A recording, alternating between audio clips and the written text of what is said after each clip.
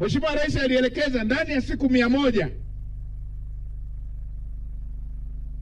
jambo la bima ya afya kwa wote lianze kutekelezwa, na litaanza kwa majaribio.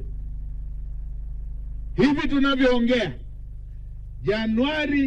mwezi Januari 2026, ndani ya siku 100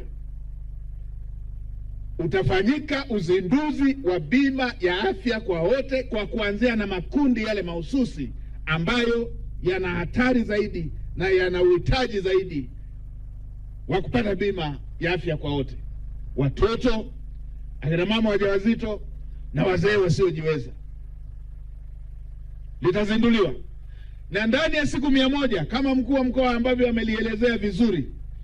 Maelekezo ya Mheshimiwa Rais yamefanyiwa kazi ya kuto kuwazuilia mwili wa mpendo wao wale ambao itakuwa bahati mbaya amefariki dunia katika hospitali zetu.